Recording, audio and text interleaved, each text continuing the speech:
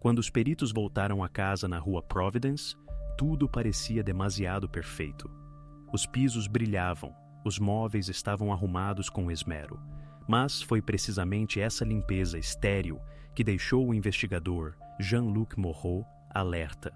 A inspeção inicial revelou um cheiro acre de lixívia e isso já levantou questões.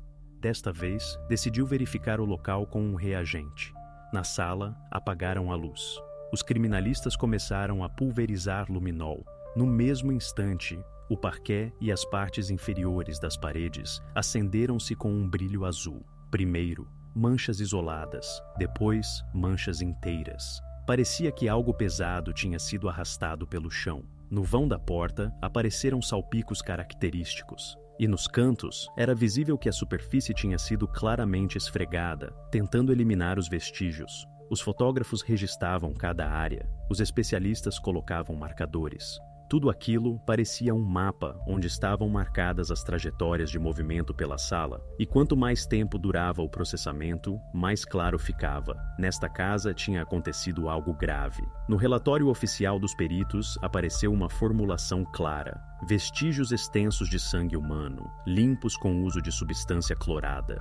A versão de desaparecimento acidental foi eliminada. Agora, o caso era considerado um crime, e a primeira pessoa a quem a polícia tinha perguntas era a proprietária do apartamento, Isabelle Dubois. A casa onde os criminalistas acabavam de registrar vestígios extensos não se distinguia, exteriormente, de dezenas de outras em Marcinelle.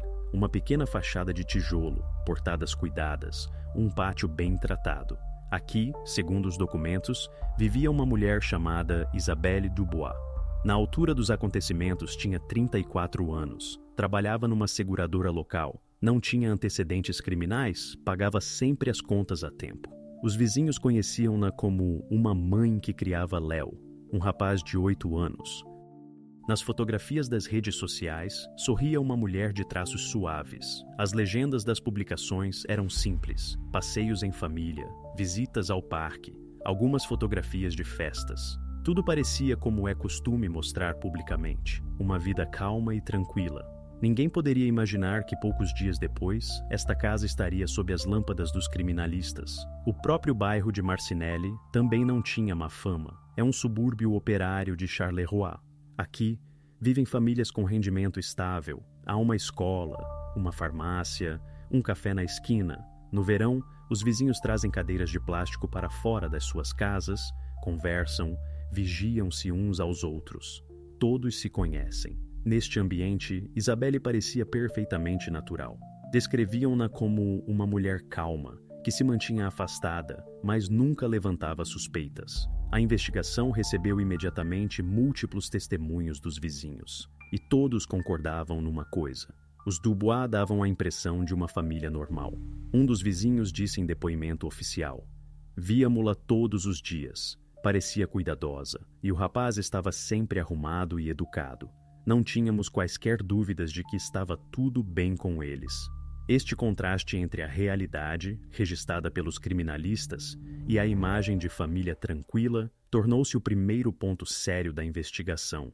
Exteriormente, a casa parecia um modelo de bem-estar, mas a perícia já tinha mostrado o contrário. Depois, era preciso descobrir como é que esta ruptura entre a imagem visível e a verdade escondida surgiu e por que razão Isabelle ficou no centro das atenções da investigação. A 17 de outubro, a polícia de Charleroi recebeu uma chamada de Isabelle Dubois. Informou que o seu filho Léo tinha desaparecido. Segundo as suas palavras, na manhã anterior ele tinha ido para a escola e depois disso nunca mais voltou para casa. Para o oficial de serviço, tais denúncias eram rotineiras. Em média, várias vezes por mês, os pais informavam sobre desaparecimentos. Normalmente, tudo terminava rapidamente. A pessoa era encontrada em casa de familiares ou amigos. Por vezes, descobria-se que o adolescente tinha evitado propositadamente regressar à casa devido a um conflito familiar. Mas aqui, a situação parecia diferente. Isabelle soava confiante. Repetia a mesma coisa. O seu filho nunca se atrasava sem avisar. Seguia sempre a rotina estabelecida. Na sua voz não havia dúvidas. Falava do acontecido como de um incidente alarmante e incomum para ele. A polícia registrou os dados, elaborou um alerta e começou a seguir os passos habituais. Contactaram a escola. Confirmou-se que Léo realmente não tinha aparecido nas aulas. Telefonaram aos conhecidos próximos da família. Verificaram se não teria ido para a casa de familiares. As respostas eram as mesmas. Ninguém o tinha visto desde a manhã anterior. Este detalhe imediatamente transferiu o caso para uma categoria mais grave. Ao fim da tarde, a história tornou-se pública. Um canal de televisão local filmou uma reportagem curta junto à casa dos Dubois. Na imagem, Isabelle, com olhos vermelhos, visivelmente abalada, estava sentada em frente à câmara e repetia um único pedido: devolvam-me o Léo. A reportagem provocou uma reação instantânea. Nas redes sociais, começaram a divulgar fotografias do rapaz. Os vizinhos criaram grupos de busca voluntários. No bairro de Marcinelle, dezenas de pessoas saíam com lanternas, vasculhavam pátios, parques, zonas industriais. Carros de voluntários circulavam pelas ruas toda a noite. A cidade uniu-se. Parecia que o desaparecimento deste rapaz se tinha tornado uma tragédia comum para todo o bairro. Nas farmácias e lojas estavam pendurados folhetos impressos. Os alertas eram distribuídos nos transportes, nas escolas, faziam-se inquéritos. Tudo parecia um exemplo de como a sociedade pode agir em frente unida. Mas neste momento, entre a versão oficial e os dados reais, começou a crescer um abismo. As pessoas acreditavam na história do desaparecimento. A polícia seguia o protocolo da operação de busca. Isabelle desempenhava o papel de mãe cujo filho tinha desaparecido, mas os peritos já sabiam. A sua casa guardava vestígios que de modo algum correspondiam à versão por ela contada. Esta contradição tornou-se o ponto de partida. A superfície, buscas e a compaixão de toda a cidade. Na base, factos que apontavam numa direção completamente diferente. E aqui, para a investigação, começou uma nova etapa, quando cada ação, cada palavra de Isabelle Dubois teve de ser verificada ao microscópio. As primeiras 24 horas após a denúncia de Isabelle, a polícia trabalhou segundo o esquema habitual. Toda a atenção estava concentrada na busca de Léo. Verificaram a escola onde estudava, falaram com colegas de turma e professores. Ninguém o tinha visto desde a manhã do dia anterior. Os funcionários do departamento criminal consultaram gravações de câmaras nas paragens de autocarro, interrogaram motoristas das rotas. Não houve resultados. Paralelamente, formavam-se grupos de busca. À noite, no bairro de Marcinelle, saíram dezenas de pessoas. Polícias, voluntários, vizinhos. Com lanternas e cães, examinaram pátios, garagens subterrâneas, as margens do rio Sambre. Estes locais em Charleroi são sempre os primeiros a serem verificados quando se trata de um desaparecimento. Durante a noite, as patrulhas deslocaram-se também à zona industrial, mas as buscas não trouxeram qualquer pista. Neste momento, o investigador Jean-Luc Moreau decidiu concentrar-se no apartamento de Dubois. Formalmente, tal inspeção faz parte do protocolo habitual, mas a experiência dizia-lhe que aqui podiam esconder-se detalhes que escapam à atenção. Quando o grupo de peritos entrou na casa, chamou imediatamente a atenção que parecia demasiado cuidada. No hall de entrada, não havia nenhum objeto a mais. Na cozinha, um lava-loiça perfeitamente limpo, as janelas lavadas. Isto parecia mais uma apresentação de apartamento antes de venda do que uma habitação onde se vive constantemente. A principal estranheza manifestou-se na sala de estar. O chão brilhava, como se tivesse sido lavado várias vezes seguidas. O cheiro de lixívia era tão intenso que um dos criminalistas abriu a janela para arejar o espaço. Junto ao vão da porta, o tom do parquet diferia do resto. As tábuas eram mais claras, como se exatamente naquele local tivessem sido esfregadas com especial cuidado. Morot sabia bem. Tais pormenores nunca se devem atribuir à coincidência. Registrou a observação no protocolo. Na sala de estar, nota-se um forte cheiro de substância clorada. O chão apresenta sinais de limpeza úmida recente. Nos documentos isto parecia um registro seco, mas para ele era um sinal. O quadro era demasiado antinatural para uma casa onde recentemente vivia uma família. A inspeção posterior do apartamento não trouxe nada de novo. Nem vestígios de luta, nem objetos que pudessem indicar um incidente. Tudo parecia como se os proprietários tivessem tentado criar uma imagem de ordem perfeita. E foi neste contraste, entre o desaparecimento de Léo e a esterilidade da sua casa, que nos investigadores surgiu pela primeira vez a ideia de que aqui se escondia mais do que uma simples história de desaparecimento. Foi precisamente este cenário que se tornou a base para o passo seguinte. Morot solicitou a realização de uma perícia aprofundada, com o uso de reagentes especiais e iluminação ultravioleta. A decisão, que naquele momento parecia uma medida técnica, na realidade abria caminho às provas mais importantes deste caso. Quando a história do desaparecimento de Léo chegou aos meios de comunicação, toda a cidade via Isabelle Dubois apenas numa imagem. Esta mulher, que tinha perdido o que mais prezava, e agora só lhe restava uma coisa: pedir ajuda. As câmaras de televisão mostravam o seu rosto em lágrimas. Os jornalistas notavam que ela mal se mantinha de pé. No ar soavam as suas palavras: peço, devolvam-no para casa. Com este pano de fundo, os vizinhos chamavam-lhe pobre mãe. Os voluntários contavam que ela própria participava na distribuição de folhetos e procurava juntamente com eles. Nas redes sociais, começaram a escrever comentários sobre como a sua dor era uma tragédia comum do bairro. Mas, para a polícia, a abordagem a tais casos era diferente. Qualquer investigador sabia. Nas primeiras filas da verificação estão sempre os familiares mais próximos. Isto não é preconceito, mas uma regra que foi confirmada repetidamente pela prática. Por isso, apesar da imagem pública de Isabelle, a atenção do Departamento de Polícia Criminal concentrou-se gradualmente nela. O primeiro interrogatório revelou particularidades estranhas do seu comportamento. Respondia calmamente, não se atrapalhava, contava sobre os últimos dias, quase sem pausas. Nas suas palavras, não havia lapsos. Tudo parecia como se tivesse aprendido antecipadamente a sequência de acontecimentos. No relatório, Moreau registrou: dá depoimento uniformemente, sem atrasos. As formulações repetem-se como um texto decorado.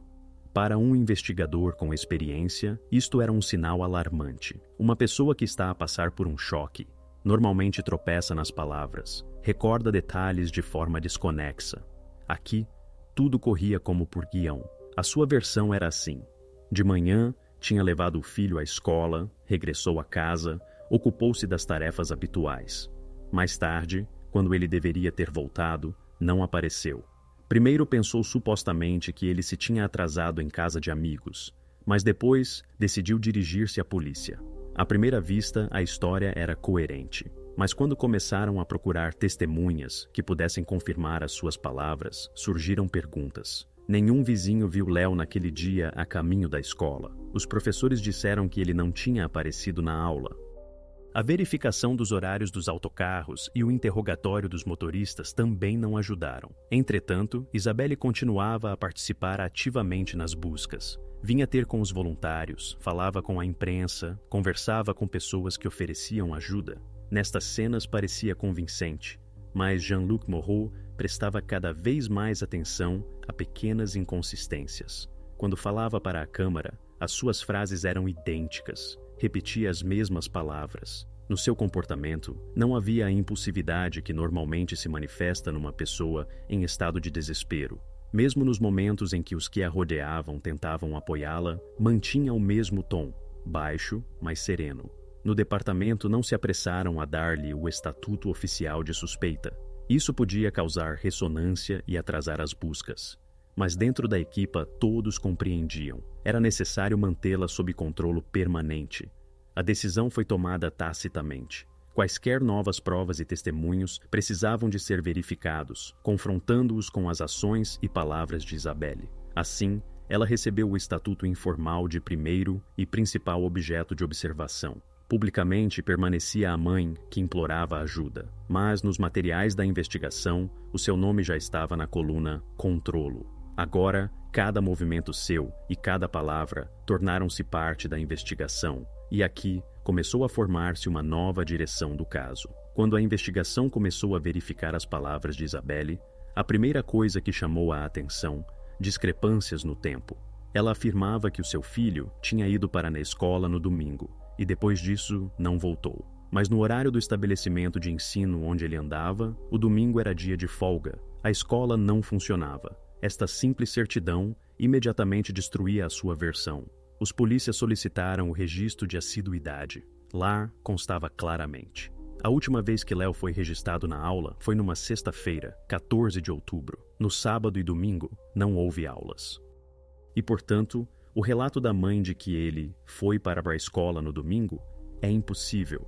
Esta imprecisão não parecia um erro casual nas palavras, mas uma tentativa consciente de deslocar o momento do desaparecimento. A seguir, os investigadores dirigiram-se às testemunhas. O interrogatório aos vizinhos mostrou: vários rapazes das casas vizinhas lembravam-se de ter visto Léo à tarde de sexta-feira. Brincava com eles no pátio. Depois, fugiu rapidamente para casa quando escureceu. Depois disso, nenhum dos vizinhos o viu mais. No sábado, já não estava nem no pátio, nem com amigos. Estes depoimentos coincidiram com o registro escolar e confirmaram que o ponto de partida devia ser não domingo, mas sexta-feira.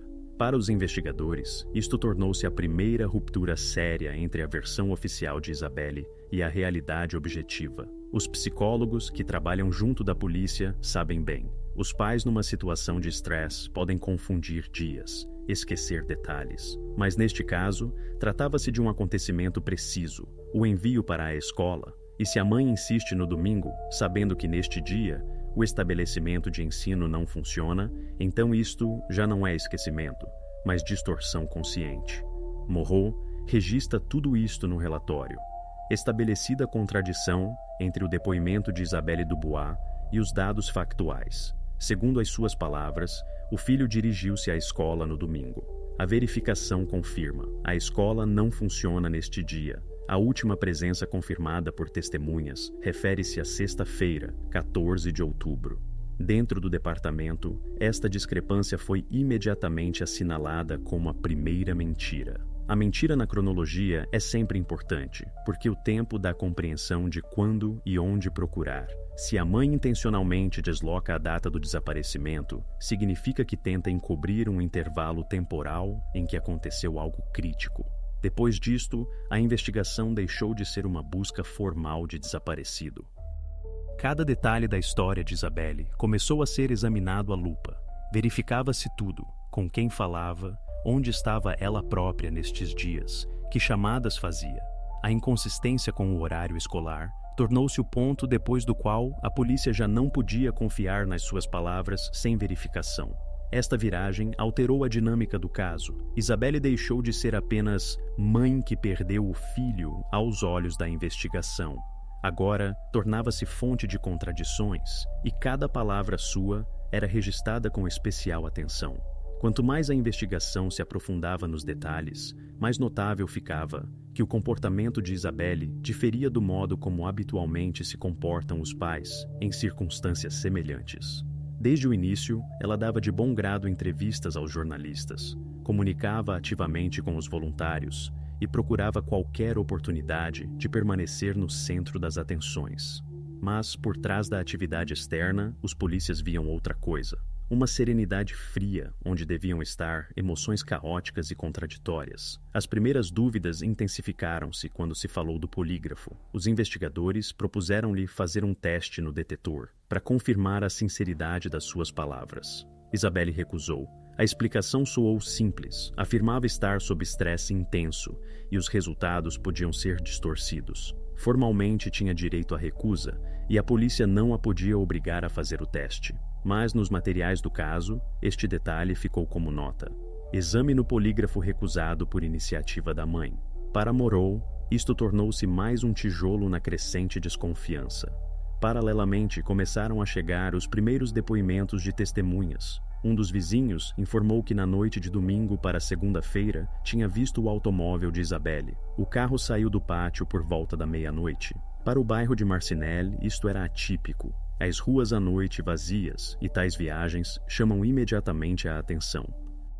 Quando os investigadores perguntaram a Isabelle sobre os seus movimentos noturnos, ela disse que tinha ficado em casa. A discrepância revelou-se demasiado evidente. Verificações posteriores apenas reforçaram as suspeitas. No registro de chamadas telefônicas, encontraram intervalos sem atividade exatamente nas horas em que, segundo o testemunho 1, o seu carro se tinha ausentado. Para a investigação, isto parecia uma tentativa de ocultar parte das suas ações. Morot reuniu estes factos.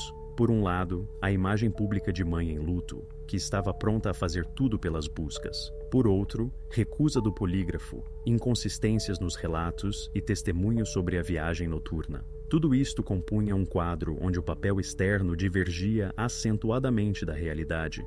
Com base nestas inconsistências, Jean-Luc Moreau formalizou um relatório com pedido de nova busca. Agora, não se tratava de uma inspeção formal do apartamento, mas de uma perícia criminalística completa, com aplicação de reagentes químicos e equipamento ultravioleta.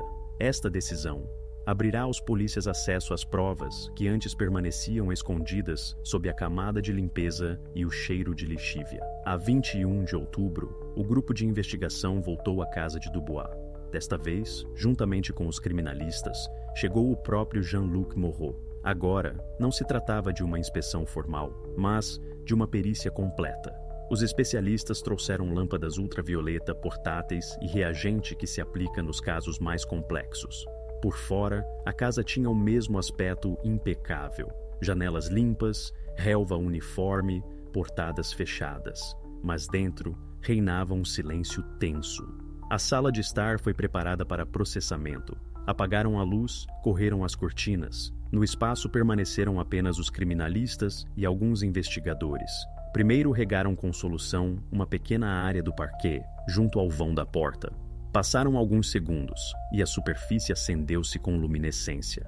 Depois, processaram toda a sala.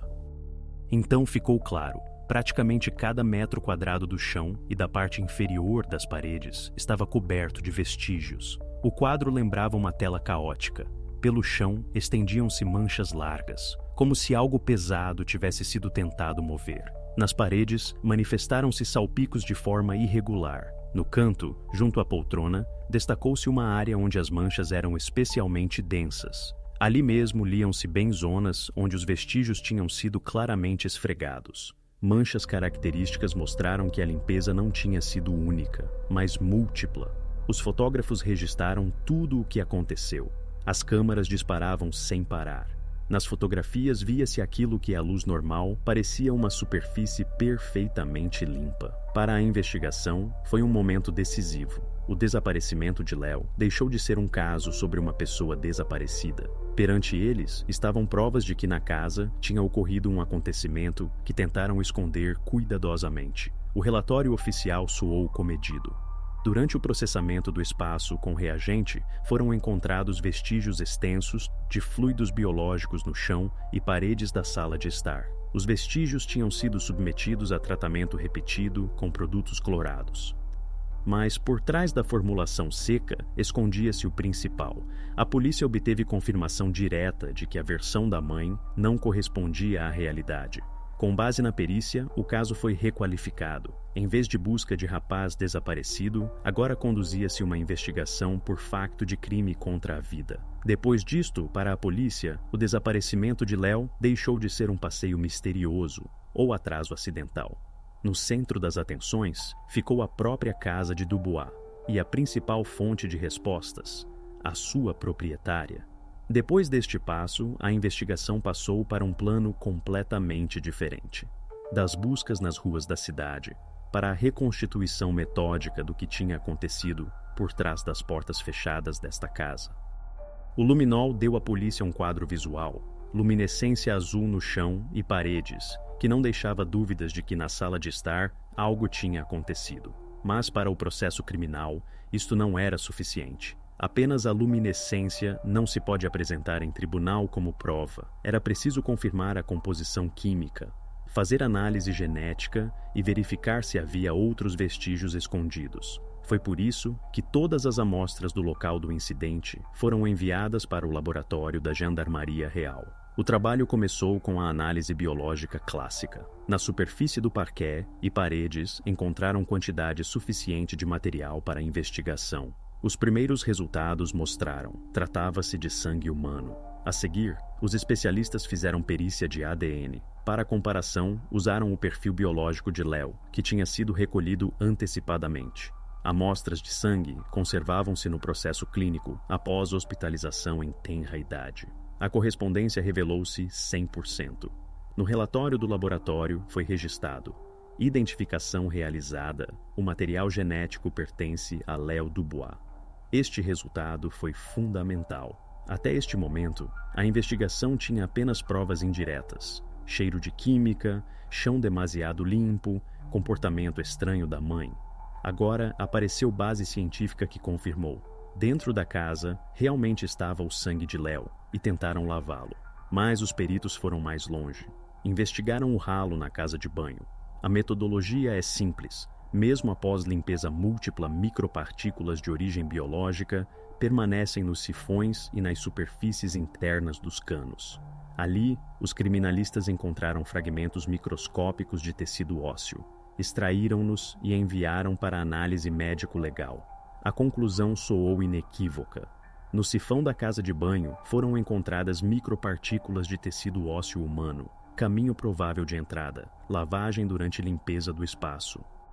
Por outras palavras, na casa de banho ocorreram ações relacionadas com ocultação de vestígios. Isto não podia ser coincidência. No conjunto, estes resultados alteraram completamente a compreensão do caso. O desaparecimento de Léo já não se podia explicar por fuga ou acidente infeliz fora de casa. Os peritos mostraram: todos os acontecimentos-chave ocorreram dentro do apartamento de Isabelle.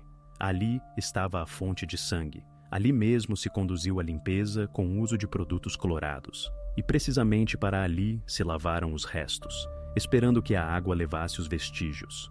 Depois do relatório ter chegado à disposição da Procuradoria, foi preparada uma conclusão oficial. Tornou-se documento decisivo para toda a investigação. A morte de Léo Dubois ocorreu dentro da casa, na Rue de la Providence.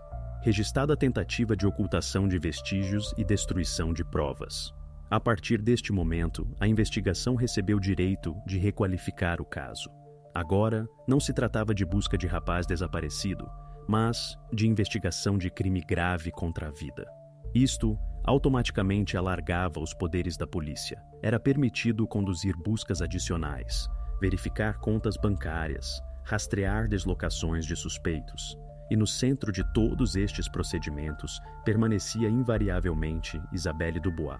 Cada passo seu, cada pormenor da sua biografia e comportamento eram agora examinados, já não no contexto de dor de mãe, mas no plano de suspeitas diretas. Quando a perícia confirmou: a tragédia ocorreu dentro da casa, a polícia obteve possibilidade de solicitar a análise completa das ligações telefônicas de Isabelle.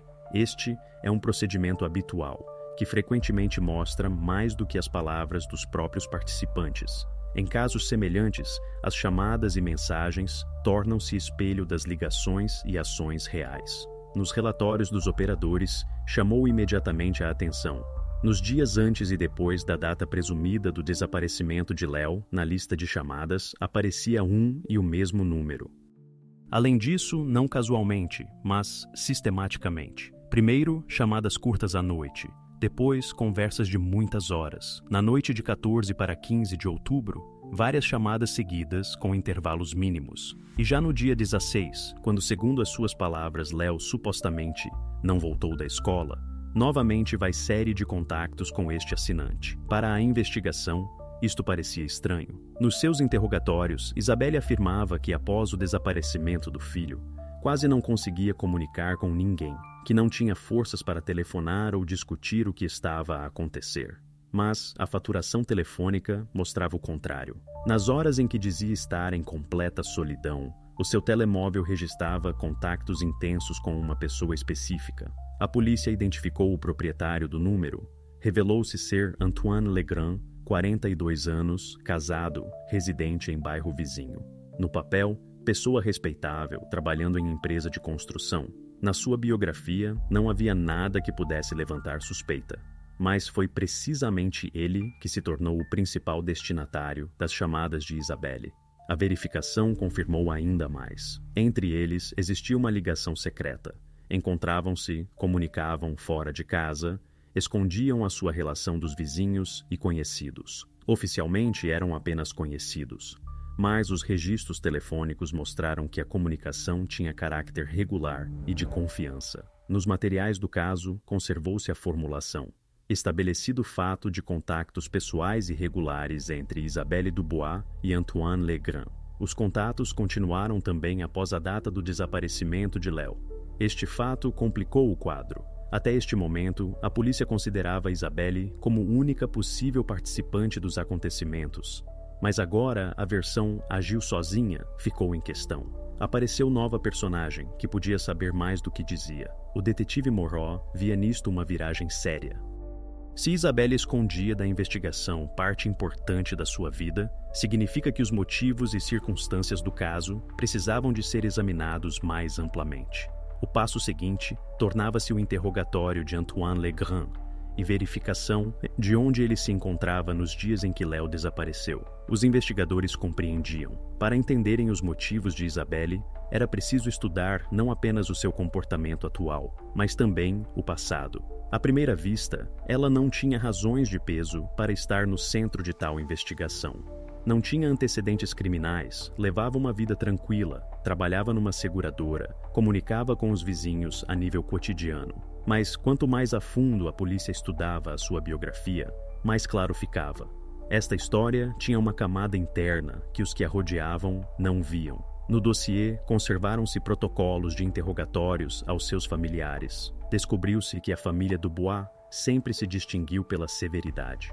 Os pais de Isabelle eram pessoas profundamente religiosas e apresentavam à filha exigências excessivas. Para eles, tinha importância a reputação, a impressão externa, o modo como a família era percebida pelos vizinhos. Quando Isabelle na juventude engravidou fora do casamento, os pais praticamente renegaram-na. As relações interromperam-se e durante longos anos ela viveu separada, tentando a qualquer custo provar que era capaz de se arranjar sozinha. Estes factos ajudavam a explicar a sua vulnerabilidade especial. Todo o seu crescimento passou sob a pressão da frase: "O que dirão as pessoas?". Para ela, não havia nada mais terrível do que a vergonha. Este medo tornou-se a base do caráter. Os familiares descreviam-na como pessoa fechada, constantemente com medo de julgamento. Mesmo em pormenores cotidianos, esforçava-se por ser correta. A imagem externa para ela era sempre mais importante do que os sentimentos internos. No trabalho, os colegas notavam o mesmo traço. Isabelle sempre tentava parecer serena, sublinhava que tudo estava bem consigo. Mesmo quando em casa havia dificuldades, em público nunca mostrava fraqueza. Nos interrogatórios conhecidos recordavam: ela esforçava-se demasiado por ser impecável. Tudo nela tinha de parecer perfeito. Os psicólogos, chamados à investigação, destacaram esta particularidade como fundamental. Na sua conclusão constava: para Dubois, a manutenção da imagem externa de bem-estar é modelo dominante de comportamento. Numa situação crítica, este modelo pode levar à distorção da percepção e supressão da realidade. Isto explicava por que razão o seu comportamento parecia tão suave e decorado. Ela não simplesmente prestava depoimento. Continuava a desempenhar o papel a que se tinha habituado desde a adolescência, o papel de mulher que tem tudo sob controlo, mesmo se na realidade o controlo tinha sido perdido. Estas conclusões ajudaram a investigação a considerá-la não apenas como arguida com provas incriminatórias, mas também como personalidade cujas particularidades psicológicas podiam ter influenciado diretamente o desenvolvimento dos acontecimentos. E a seguir, a polícia começou a estudar não apenas o seu próprio passado, mas também as ligações que ela cuidadosamente escondia dos que a rodeavam. No momento em que as perícias confirmaram o sangue de Léo na casa e a ligação de Isabelle com Antoine Legrand, a polícia já tinha o suficiente para passar a interrogatórios ativos. Mas a tarefa fundamental não consistia em ouvir as suas explicações anteriores, mas em forçá-los a contradizerem-se a si próprios. os investigadores compreendiam. Ambos aguentariam até ao fim, e o desfecho do caso dependia de quem cedesse primeiro. Isabelle foi trazida para a sala de interrogatórios de manhã cedo. Na sala estava uma mesa, 2 cadeiras e uma pasta com fotografias tiradas após o processamento da sala de estar com luminol. Propuseram-lhe contar sobre sexta-feira, 14 de outubro. Ela calou-se.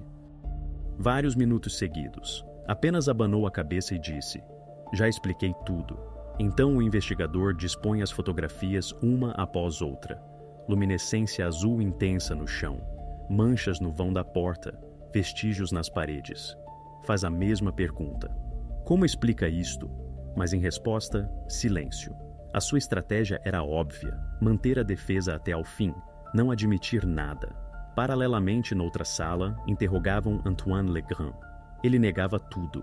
Dizia que a sua ligação com Isabelle se limitava a conversas telefônicas, que não aparecera na casa dela e não tinha relação com a tragédia. Mas os investigadores já tinham os dados das faturas telefônicas. Eles mostram que o seu telemóvel se encontrava na zona de cobertura, junto à casa de Dubois, à tarde de 14 de outubro. Sobre a mesa, colocam um impresso com marcações de hora. Primeiro, Antoine olha para ele e rejeita. É um erro do sistema. Depois, o investigador liga a gravação das câmaras de vigilância da ponte sobre o Sambre. Noite, um carro parecido com o seu automóvel. Ele nega novamente. Os interrogatórios decorriam sincronizadamente. A cada um apresentavam novas provas. A Isabelle mostravam recibos da loja de materiais de construção, serra, sacos, produtos de limpeza. A Antoine, a faturação das chamadas feitas nessa noite. Gradualmente a tensão crescia. Os investigadores compreendiam. A pressão devia ser abrangente. Construíam o quadro de modo a que nenhum dos dois tivesse saída simples. Após algumas horas, Legrand cedeu primeiro. Primeiro disse: "Só passei pela casa dela uns minutos. Depois, que viu Léo à tarde na sala de estar." E, finalmente, quando lhe mostraram as fotografias com o luminol, baixou os olhos e pronunciou: "Sim, eu estava lá. Vi o que aconteceu." No protocolo oficial, isto parecia seco. Antoine Legrand alterou o depoimento. Admitiu presença na casa de Dubois a 14 de outubro, no momento da morte de Léo. Mas por trás desta formulação estava o principal. O amante secreto, que ainda um dia antes negava tudo, agora confirmava. Encontrava-se no local quando tudo aconteceu. Esta admissão alterou o curso da investigação. Agora, a polícia podia considerá-los não como figuras isoladas, mas como 2 participantes de uma mesma história. A etapa seguinte era inevitável: verificação de em que papel ficou cada um deles nessa tarde. Após as admissões de Legrand, os investigadores receberam direito à busca completa do automóvel de Isabelle. O carro foi levado para um parque vigiado e durante algumas horas verificaram cada compartimento. Examinaram o porta-bagagens, os assentos, os tapetes, o porta-luvas. A maioria das coisas estava em ordem. Estojo de primeiros socorros, documentos, um par de recibos antigos de mercearia. Mas no porta-luvas encontraram aquilo que se tornou a prova fundamental de todo o caso. Era um recibo de caixa do hipermercado Brico Plan It. A data nele, 15 de outubro de 2011, ou seja, no dia seguinte àquele em que Léo foi visto pela última vez. À primeira vista, um papel comum, dos quais no carro pode haver dezenas. Mas, quando o investigador o desdobrou e leu a lista de compras, ficou claro que isto não era coincidência. No recibo constava serra para metal, um exemplar. Pacote de sacos resistentes para lixo de construção, 10 unidades, 2 litros de lixívia. No total, pouco mais de 50 euros. Para necessidades de construção ou domésticas, um conjunto mais do que específico. Mas, no contexto do caso, parecia uma lista de objetos diretamente relacionados com tentativa de ocultar vestígios. O facto da compra foi documentado. Os peritos notaram imediatamente. Estes artigos podiam ter sido usados na ordem que já se seguia no caso. Primeiro, a ferramenta, depois, sacos para embalagem, depois, produtos químicos para limpeza do apartamento. Tudo coincidia com os resultados da inspeção da casa, com os dados das perícias e com os depoimentos das testemunhas sobre o cheiro intenso de lixívia. No relatório dos criminalistas, esta descoberta recebeu a formulação recibo de caixa, confirmando a aquisição de artigos que podiam ter sido usados na ocultação de vestígios. Numa situação normal, seria um documento sem importância, mas foi precisamente ele que se tornou prova de ações intencionais. Depois disto, para a polícia não restaram dúvidas, a versão de desaparecimento acidental ou de trágica casualidade ruiu definitivamente. Tudo indicava que após a morte de Léo na casa, a proprietária do apartamento tomou medidas para se livrar das consequências. O recibo tornou-se a prova que ligou todos os elementos do caso: o comportamento estranho de Isabelle, as viagens noturnas, os vestígios de sangue, as micropartículas de tecido ósseo na casa de banho e as admissões de Antoine. E agora a investigação tinha base sólida para a apresentação de acusações oficiais. Neste dia, a investigação tinha tudo para pressionar Isabelle definitivamente. Sobre a mesa à sua frente, foram colocados os materiais fundamentais. Fotografias da sala de estar, onde o luminol mostrou luminescência extensa no chão e paredes. Protocolo dos peritos que confirmaram a correspondência de ADN. Recibo de caixa do hipermercado, onde ela comprou serra, sacos e produtos químicos. E protocolo do interrogatório de Antoine, onde ele já admitira que se encontrava na casa dela na noite do desaparecimento de Léo. Os investigadores compreendiam. Agora, ela não tinha espaço para manobrar. Qualquer versão de desaparecimento acidental ou inocência desmoronava-se sob o peso destes documentos. Mas interessava-lhes não apenas se ela admitiria os factos. Era importante compreender como reagiria a isto. Para a polícia, a reação psicológica do suspeito frequentemente revela tanto quanto as próprias palavras. Primeiro, ela não reagiu de modo algum. O interrogatório começou com pergunta direta. Confirma ela que a 14 de outubro, Léo realmente se encontrava em casa? Ela não respondeu. O investigador empurrou para ela as fotografias, luminescência do luminol por todo o parquet, manchas características perto do vão da porta, vestígios de salpicos nas paredes. Na sala, pairou o silêncio. Segundo o protocolo, o silêncio durou cerca de 20 minutos. Não foi confusão momentânea, mas uma pausa prolongada. O investigador fazia perguntas uma após outra. Sobre o recibo, sobre as chamadas, sobre as suas viagens à noite. Mas ela não pronunciou palavra. Nem objeções, nem tentativas de justificação, nem acusações à polícia. Simplesmente olhava para a mesa onde estavam os documentos. Tal comportamento desconcertava. Normalmente, nesta fase, os suspeitos reagem. Alguém começa a chorar. Alguém acusa os investigadores de pressão. Alguém se agarra desesperadamente à sua versão. Aqui, não havia nada. Apenas silêncio. Quando finalmente falou, soou inesperadamente calmo. A voz estava uniforme, sem entoações. Disse que Léo caiu e bateu. Depois disso, segundo as suas palavras, ele já não respirava. Depois, acrescentou. Antoine disse-lhe que isto era um problema, e ela ocupou-se de eliminar esse problema. Não especificou mais. Não contou o que fez. Não falou sobre o que sentiu. Não tentou explicar por que não chamou a ambulância. Nem uma palavra emocional. Apenas constatação seca de acontecimentos. Os investigadores registraram a sua admissão no protocolo, mas o modo como ela o disse produziu impressão não menor do que as próprias palavras. Para detetives experientes, a ausência de emoções era o mais inquietante. Notavam, o discurso não se parecia com admissão, antes com relatório. Nem arrependimento, nem justificações, nem detalhes que pudessem suavizar o seu papel. Para a investigação, esta admissão tornou-se fundamental. Fechava todas as lacunas. Até então, as provas podiam ser discutidas. Alguém podia dizer que o recibo da loja era coincidência, que os vestígios de limpeza se explicavam pelo seu amor à limpeza. Mas agora, as suas próprias palavras ligaram todos os materiais do caso. Após este interrogatório, a linha da investigação alterou-se. A tarefa principal deixou de consistir em provar o próprio facto da tragédia. Agora, era preciso reconstituir toda a cadeia de acontecimentos depois dela. Que passos ela tomou, onde esteve nesses dias, com o que se ocupou à noite, como tentou ocultar vestígios. O interrogatório mostrou que Isabelle não tinha intenção de justificar-se ou explicar o que acontecia.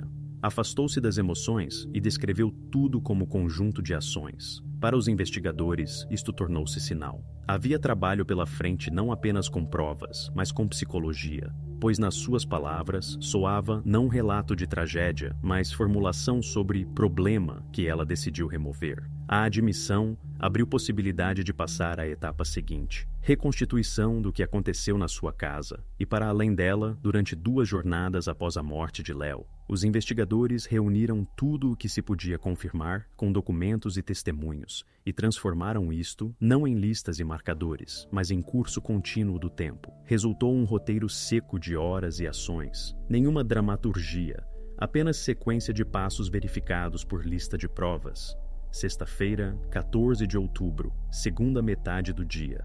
A casa na Rue de la Providence parece normal. Portadas fechadas, ordem na cozinha, na sala de estar. Aquele mesmo parquet que mais tarde se acenderá sob o luminol. Aproximadamente às 5 da tarde, segundo palavras de Isabelle, Léo tropeça e cai. Ela afirma que após o golpe já não havia respiração. No apartamento neste momento encontra-se Antoine. Isto confirmam tanto as suas próprias palavras posteriores como os registros telefônicos. Neste intervalo, registram-se chamadas entre eles, e depois, silêncio, característico de situação em que as pessoas estão próximas. Na sala de estar, nada está espalhado, e isto também entrará na reconstituição. Não há vestígios de luta, mas depois aparecerão salpicos e manchas largas junto ao vão da porta, precisamente ali onde Moreau notou a área demasiado limpa. Às 5:30 da tarde, Antoine vai-se embora. Assim ele disse no interrogatório. Na faturação dos telefones aparece movimento. O seu telemóvel abandona a célula junto à casa de Dubois. A seguir, série curta de conversas entre eles, com intervalos de alguns minutos. É aquele mesmo nervoso, para lá e para cá, pelo qual frequentemente se marcam as horas após choque. Chamadas interrompem-se, recomeçam, apagam-se novamente. Mais tarde, ele admite que chamou ao acontecido problema e exigiu de Isabelle resolver.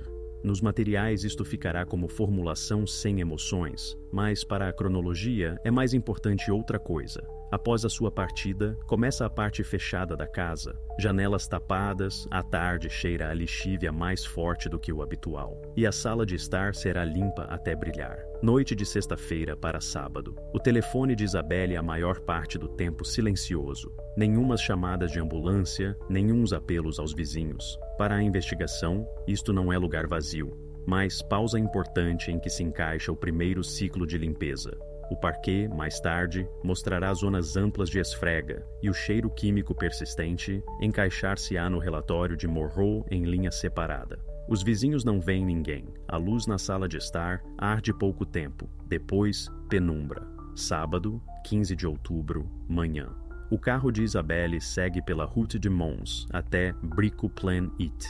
Este é o único episódio que liga as suas ações no apartamento com compra concreta.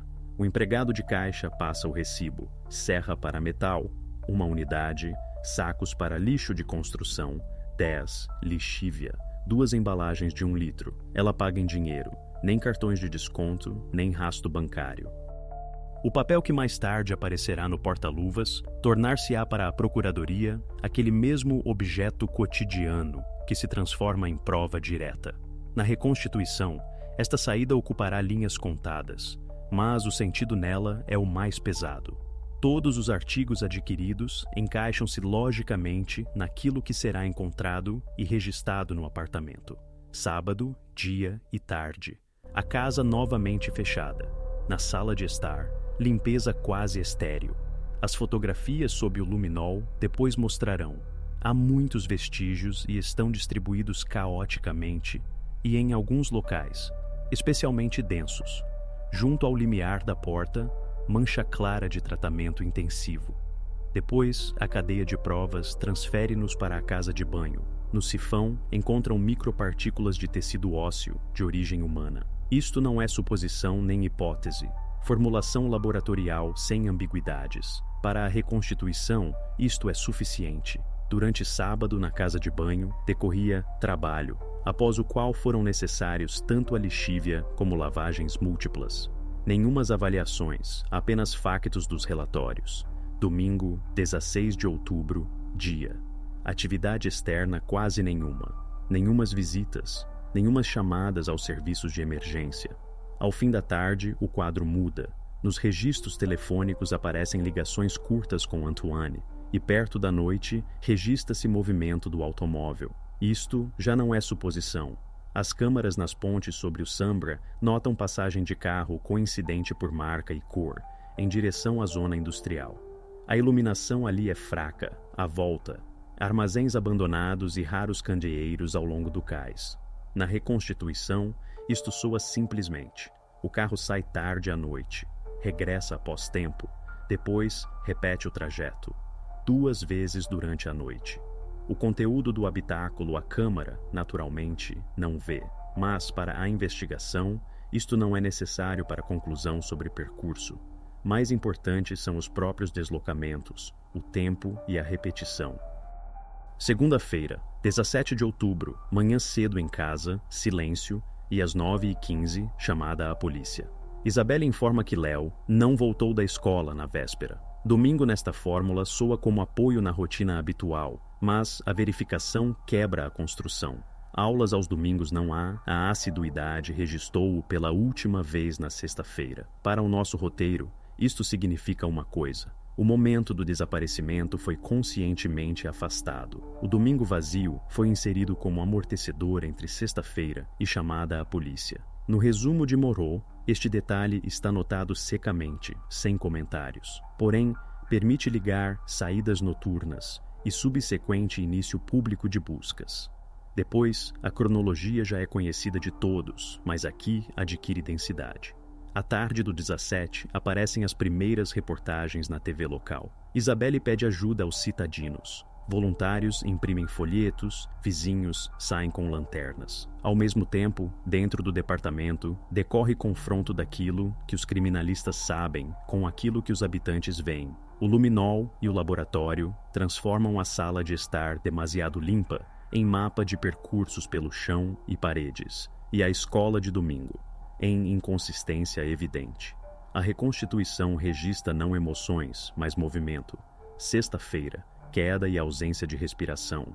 Tarde, partida de Antoine. Sábado, compras e trabalho na casa de banho. Noite de domingo, 2 saídas à zona industrial no Sambre. Segunda-feira de manhã, denúncia à polícia com data errada. Para não restarem pontos brancos, os investigadores passam esta linha várias vezes. Confrontam hora das compras com recibo e videovigilância no nó de caixa, verificam consumo de combustível por indicações eletrônicas, recolhem pelo mapa do operador deslocações do telefone. Na casa, processam novamente limiares e rodapés. A luminescência conduz às portas e desaparece no corredor, como se alguém cuidadosamente cortasse o rasto. Na casa de banho, retiram o sifão. Micropartículas confirmam versão sobre lavagens. Nas pontes sobre o Sambre, esclarecem código temporal. Viagens coincidem com noite profunda. Esta concordância não é recurso artístico, mas ajuste matemático do tempo às provas. Toda essa reconstituição está mantida num mesmo tom. Nenhumas suposições além daquilo que já está estabelecido. Não há descrições do que ela pensava ou sentia. Há apenas passos, apoiados por documentos. E nesta forma, o quadro é sensivelmente mais pesado do que qualquer versão emocional. Porque isto não é relato segundo palavras de participante, mas esquema em que cada seta é sustentada por factura. Luminescência do luminol, correspondência de ADN, partículas no sifão, recibo com data exata e conjunto de compras, percursos noturnos por câmaras, chamada às 9h15, com referência errada à escola de domingo. Esta linha não deixa espaço para casualidades. O conjunto de ações é sequencial e pensado. Primeiro, tentativa de varrer vestígios na sala de estar. Depois, compra de ferramenta e embalagem. Após, trabalho na casa de banho e lavagens múltiplas. No final, trajetos noturnos em direção aos bairros industriais e lançamento matinal de buscas, formalizado como desaparecimento após aulas. Assim, parece a estrutura do caso quando é privada de emoções e dobrada em ordem rigorosa de horas e dias. A formulação oficial soa curta, a investigação reconstituiu a sequência de acontecimentos no apartamento na Rue de la Providence e ações posteriores de ocultação. Mas, para o espectador, é mais importante outra coisa. Vê-se onde termina a versão cotidiana e começa aquela mesma série de passos que é impossível explicar de outro modo. Depois, resta fixar esta cronologia juridicamente e decompor papéis. Quem empurrou para quê, quem tomou decisões e como as formalizou. Com isto, ocupar-se-á a etapa seguinte da investigação. Quando os materiais da investigação foram reunidos, o caso passou para plano jurídico. Tudo o que para os investigadores se compunha em cadeia de acontecimentos, agora transformava-se em páginas de processo criminal, artigos de código e acusações concretas. A sessão judicial começou em maio de 2013. Na sala do tribunal, a atmosfera era completamente diferente da sala de interrogatórios ou do local do incidente. Aqui não se discutia o cheiro de lixívia e mapas de luminol. Aqui, falava-se na linguagem de formulações secas. Causar morte por negligência, profanação de restos mortais, obstrução à justiça. Cada detalhe da investigação transformava-se em parágrafo da acusação. A Procuradoria apoiava-se em toda a massa de provas, fotografias, perícias, recibos encontrados, admissões de Antoine e palavras da própria Isabelle. No seu discurso, o acusador sublinhou que as ações após a tragédia foram conscientes. Compra de ferramentas, limpeza de vestígios, saídas à noite à zona industrial. Tudo isto excluía a versão de casualidade. A defesa insistia noutra coisa. Os advogados de Isabelle referiam-se a conclusões de psiquiatras que registravam nela perturbação dissociativa. Na sua opinião, ela agiu não em plena consciência do que acontecia, mas em estado de colapso psicológico provocado por pânico e pressão da parte de Legrand. Isto não anulava os fatos, mas devia, segundo versão da defesa, suavizar o castigo. Antoine, pelo contrário, tentava minimizar o seu papel. Afirmava que não participou diretamente naquilo que aconteceu após a morte de Léo, mas apenas teve medo pela sua família e reputação. Mas os registros telefônicos e os seus próprios depoimentos alterados mostravam o contrário. Ele sabia o que aconteceu e conscientemente foi-se embora, deixando tudo para Isabelle. O tribunal ouviu peritos, testemunhas, familiares, ouviu argumentos da defesa e acusação, mas o resultado soou já em formulações jurídicas. Isabelle Dubois foi considerada culpada de homicídio não premeditado, em ações de ocultação e em obstrução à justiça. Sentença: 20 anos de privação de liberdade. A Antoine Legrand foi atribuído o castigo mais leve: 5 anos de reclusão por não prestar auxílio à pessoa em perigo e por participação na ocultação de vestígios. Estes números tornaram-se o ponto final do processo judicial, mas a história não terminou juntamente com a proclamação da sentença. A questão sobre onde terminava a culpa de Isabelle e começava a influência de Antoine permaneceu aberta e foi discutida pela sociedade ainda muito tempo após o encerramento do caso. A história com Isabelle Dubois formalmente terminou na sala do tribunal. A sentença foi proclamada, os prazos nomeados, a parte jurídica do caso encerrada. Mas em histórias semelhantes, o ponto final jurídico nunca coincide com o humano. Permanecem consequências que é impossível traduzir em páginas de protocolos. A casa na Rue de la Providence, após a detenção da proprietária, esteve muito tempo selada. Os vizinhos contavam que ainda há alguns meses ali chegavam pessoas da procuradoria, levavam restos de coisas, faziam verificações repetidas. Depois, a casa foi posta à venda, mas ninguém se decidiu a comprá-la. Juridicamente, a propriedade mudou de dono, mas factualmente, o edifício está vazio até hoje.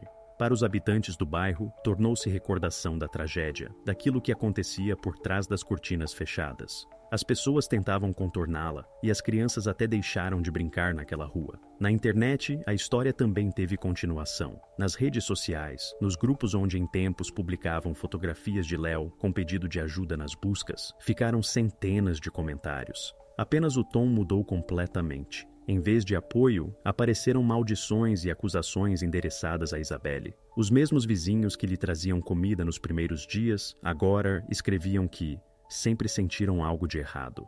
A confiança que primeiro a tornou símbolo de desgraça comum voltou-se do lado oposto. desprezo público.